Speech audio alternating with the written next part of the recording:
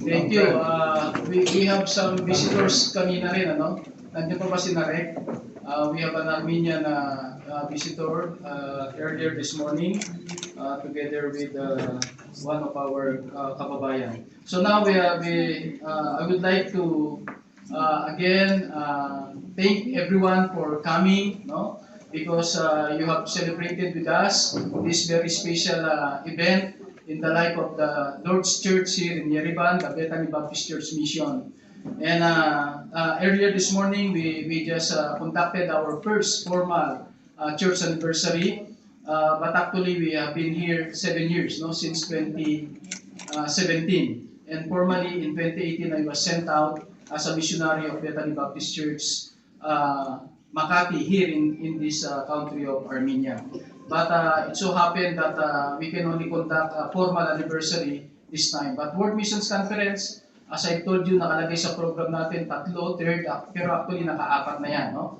The first one is in Nasyaban, Evangelical Baptist Church in Ararat region, under Pastor Arsene Gregorian. Now I would like first to welcome our additional guest, yung una na mention na kanina, but those who came for the second part, of course, Pastor Arsene again. Pastor Arsene is the one who opened us in prayer. At kasama niya, ewan ko, mapupronounce ko pa ng maayos to, no? Si Brother Saben Hovanesian. Ito yung kapatid ni Mariam, ano?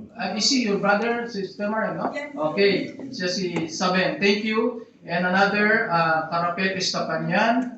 Ayun, si brother, mga preacher po yan, no? Mga missionary po ng ating kamanggagawa. Arthur, ako dyan, Brother Arthur, another missionary, Armenian local missionary. And Brother Adam, si Adam, the panganay na anak ni Pastor Arsene. Okay, thank you Brother Adam. Si Mes Basdanyan, nandiyan siya, yan. Okay, brother, thank you. Mga musician nila yan eh. And then si Mariam, of course, si Mariam Hovanesian, she already visited Philippines 2 times, 2018 and 2019, no? Bible student din po yan, nag-aaral siya online, no? Sa ating Baptist College. And then Ma'am Meline Obsepian, yan yung wife po ni Pastor Arsene, no? And of course si Pastor Arsene.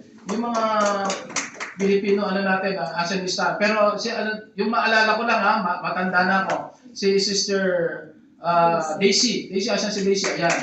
Sir Daisy. Tapos si Brother Brando.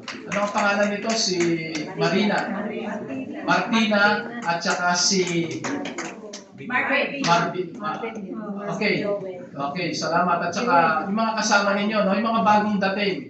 Ito pa, may mga dumating pa rito eh. Hindi ko makuha yung pangalan nila. Kasi pwede pakita yun na lang. Yung nasa likod ni Missionary Limuel.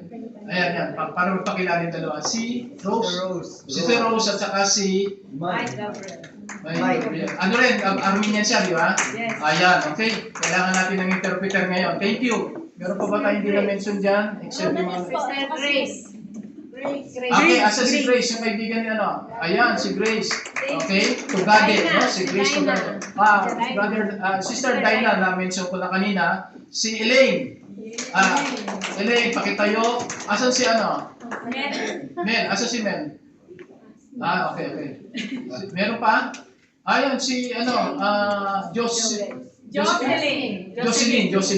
Mga regular, ano po yan? Mga nag-a-attend sa ating Bible studies. And then, most of the times, nakaka-attend din sa church, ano? Mga regular po natin. So, brethren, thank you for joining us. And now, I would like to call the Filipino missionaries in Armenia to render a special number. Amen.